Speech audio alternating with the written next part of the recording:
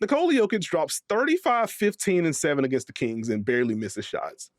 And then he follows that up with 55, 12, and 6 against the Los Angeles Clippers. Like I said it on the pod, I'll say it again. I feel like he is strengthening his claim as the best player in the league. But the question I'll toss to you, Steve, I wanted to hit you with a general, how do you even deal with Nikola Jokić? But I'll ask a more pointed question. Can you even double team Nikola Jokić if you want to? I think that gets really interesting, especially considering some of the quotes from Ty Lue post-game where he was like, hey, yeah, we wanted to make Nikola Jokić score. Didn't think he'd get 55. And so for him, 55 points on 23 shots, only missed 5. I mean, the first quarter was absurd. We scored 25.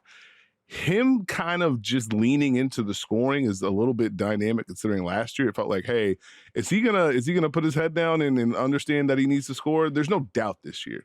And I think it ties into one, I think that he was asked, he talked about how much he loves the second unit and a bunch of veterans who want to get after it. There's a comfort level with him, and Denver has always been notorious for moving him across and around the court. So you never know exactly where he's going to catch it. And he's so good at diagnosing your help defense that wherever the double's going to come from, he's seen it already and he's anticipating. So even as the Clippers decided not even to double to show help, Jokić gets, they run wedge action for him, rip him into the post. He gets a catch. If you're just there lingering for 0.7 seconds, he's firing it to a shooter. And so it's so much so that you get the combination of Jokić putting his head down, looking to score, reading the defense, knocking down the casual threes, which I think should be more appreciated. And then as soon as you showcase a level of, hey, can you stop? Vroom, the ball whizzes past your head. It's nonsensical. Just to quickly bounce off of what you said there and just the box score itself. You mentioned 35, 15, and 7. You followed that up with 55, 12, and 6. Across those two games, Steve, 28 of 34 inside the arc. You mentioned the three-point shooting, 6 of 8 on threes across those two games. And like just the nonchalance of the threes that he takes, it always pops me visually. It's just like it's almost like he just takes a deep breath, like, oh, I guess I just have to take this one then. Oh, you're way back there. How dare you? Here's a shot. Barely jumping, it just goes through the net. It's just nuts. And then 16 of 19 from the line for good measure. But to the actual, can you double him? It seems like the answer has been no, at least not to the degree that we're accustomed to with Nikola Jokić. Just quickly on that front, his overall double team rate is just down from last season. And I think tied to that is something that you mentioned about the way that they move Nikola Jokić around. I think there's been more intention around getting him touches around the middle of the floor or getting him touches in the elbow area of the floor. So far this year, like to have some fun with like some of the second spectrum filtering and the touch data and stuff that they have, averaging around 26 touches per game around that elbow area. That's up from about 24 last year. When Jokić gets a touch in that area of the floor, it's an absurd 1.24 points per possession, which it's just nonsensical. That is elite. That is one of the best marks in the league. You filter for a certain amount of volume. Like he's just the best in that area. That's also up from last year. And on those touches around the elbow area, it was at 23% last year. It's down to 19% this year. Teams don't feel comfortable letting Jokić see where help is coming from. Because to your point, Steve, we can just get that sucker out of there. Or he can attack before the help even gets there. And he finishes there. And then when you get to just the middle of the floor, forget the elbows, top of the key. There are generally 3 different ways that the Nuggets get to these kind of touches with Nikola Jokić. You get some of the high pick and roll with him and Jamal Murray when they get to what I like to call the flat spacing alignment, which is simply a player in the left corner. So there you go. The wings are clear. The wings are clear. There you go. Thank you, Steve. But they get to that. Jamal Murray's able to get downhill, pocket past the Jokić. He can get to some of those floaters where he just does not miss any of those. Or if it's high enough and teams decide to switch it, then Jokić just stops around the free throw line area, puts the paw up, and now I'm taking you with me. You can't do anything about that. So you get the pick and roll stuff. You get the off-ball stuff, something that you've brought up in particular the last couple of years, Steve, the way that the Nuggets are comfortable running Jokić off of pin downs and different types of screening actions to get him touches in the middle of the floor. So you have that kind of fun stuff for him. And then you have your traditional half-court stuff. Well, let's just post them at the elbow. They're flowing out of horns. This is when you get into Jamal Murray setting these screens for Aaron Gordon, and he's cutting. And defenses just have not figured out what they want to do with that yet. Are we switching it all? We got to be crisp with the switch. If that guy in the corner is trying to cheat to deal with Aaron Gordon, Nikola Jokić is firing that to Cam Johnson or Tim Hardaway Jr. or whoever else. They're knocking down shots from there. Teams just have not been able to figure that out. And so you look at the middle touches. It's 11 per game. That's up from last year. It's 1.27 points per possession, which is the best in the league. And once again, you can't double them from that area. About 20% last year, down to 16% this year. It's just absurd the way that he is able to dice up defenses to this degree. Yeah, and I think overall, with what Denver has done, with some more initiation from Aaron Gordon, some more from Jamal Murray, just having different guys bring it up, it adds to the overall Jokić package, because now when he brings it up, he gets an screen from Jamal Murray. They go inverted pick and roll. Okay, where did that come from? You mentioned the elbow flashes and the middle touches. It's not just get it to him and cut around.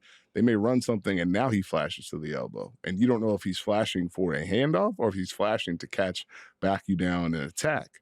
They may start a possession with him at the elbow, go pick and roll. Okay, he pops, it didn't work. Now he gets a screen.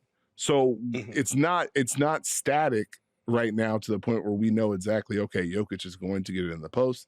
We are going to double Jokić because it's this. They move him around the chessboard, and the aggression that he's had, because we talk about his pick and pop game. You don't know if that pop is going to be, I'm going to shoot this three, or actually I'm going to go ahead and turn you to the side, back you down. Now I'm in the paint. Okay, where's that double supposed to come from? Because we were doing something different defensively.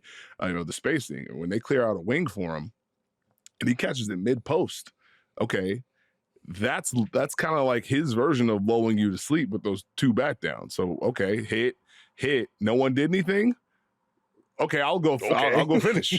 So it just keeps defenses off balance. And I think, just quickly bounce off of that, I want to hit on the pick and roll point very quickly on Nikola Jokić. Like, this is not new that he's getting the random early screens from Jamal Murray or Christian Brown or Aaron Gordon, et cetera. This is something that we've talked about before. But it is worth noting that the volume is up on those early screens. And it's been fun kind of watching him continue to just test out defenses. Let's see what you want to do. Do you want to switch? How clean is that switch? Are you trying to stay attached? How good is this navigation? I think that's where Murray and others deserve credit for them getting legitimate hits on some of these screens as well. It's not just them slipping out of there. That helps aid Jokić in creating advantages. But I think to that Clippers game, where, as you mentioned at the top, they didn't want to double team Jokić. They didn't want to put two on the ball for him. So it's just very much, all right, Mr. Zubats, or when Brook Lopez is in, okay, Mr. Lopez, how well are you navigating this screen? If you get thrown off at all, I'm just turning this into a drive and we're drawing fouls, or I can just kind of dribble into a post-up. That's neat. You get to the Kings game, it's like, all right, Mr. Eubanks. Oh, y'all are trying to switch more of these in the second half. Oh, okay. I'm taking you with me with a drive. Or, if you're trying to stay attached, I can just dribble into a post-up where, we talked about earlier this week, he has been the best post scorer or best post option in the NBA. He is leading the NBA in post touches by a very wide margin as of recording, and he's been insanely efficient on them. And so, there just isn't a great answer. So when you can just sprinkle those in, again, pick and roll volumes up for him, but that's still such a small slice of the pie, and he kills you with those two. What do you do? I think the drives is really where you feel it a lot more, because it's just so very much, okay, you're defending Jokić, you push this catch out, cool, all right, let's see what we got. Turn corner drive, come with me, finish. Well, I didn't expect that. I think my favorite Jokić ones are when he, you defend the first action and he decides to throw it out to the perimeter, and I'm going to the paint and you're coming with me, and I would like a paint touch. Let's go ahead and get you deep in the paint. Give me the ball and let's see what happens. Or just when he gets a mismatch these days, hey, you're not in for a great time if they get the ball to him quick. And so I think the decisiveness, as far as, yeah, he can lull you, but there's also some of that real quick, a bop, hit, turn, great footwork, finish. It's good stuff. Yeah. Hey, Steve, you want to laugh real quick? Yeah. Over 1.3 points per possession on any trip featuring a Jokic drive too. Like it's all just good.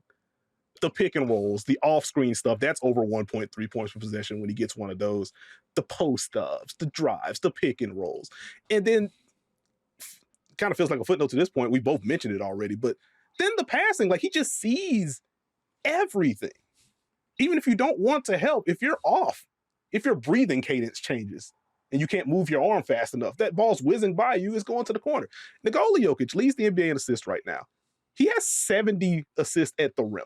That's normally just a guard stat. We're running pick and roll, we're tossing lobs, we driving, attacking the defense, puncture the paint, here's a lay down pass, whatever. Your center should not be close to the top of the league in this. Not only is Nikola Jokić number one, him and Cade Cunningham, I think, are the only two players as of recording over 50. Jokić at 70, I think it's Cade at 53. It's not close.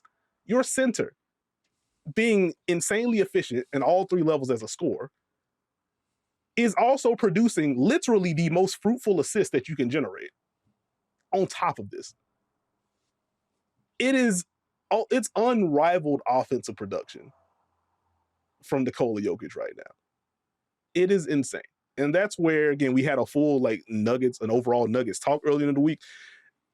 It was also funny that I posed the question to you, Steve. Like, hey, you think Jokic is just cool, just playmaking right now, hovering around 20, 22 points, and he can just hit everybody else, and then just follows that up with 90 points in 2 games? He could yeah, bucket after bucket after bucket after bucket. And then, yes, I will also pass. So I think it's hard to deny how great he's been to start and the comfort level that he's had with this team. You know, it's like almost like some pressure's been lifted off him to a degree. So now he's just playing even more. That sounds odd to say, considering how well he's played over this stretch. But like, he just feels like he likes everything that's going on in Denver. Yeah. Like, I think he mentioned it, last year, that I feel like I'm playing the best basketball of my life. And now he's leveled up, potentially. Like, I don't know what you do with Nikola Jokić. I think that's the overarching theme here.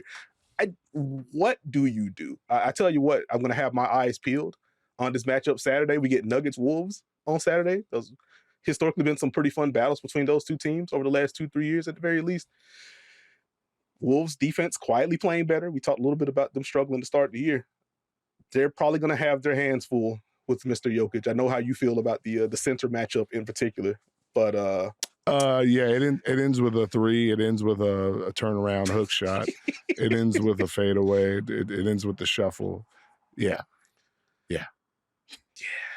Shout out Nikola Jokić. Shout out to the Denver Nuggets.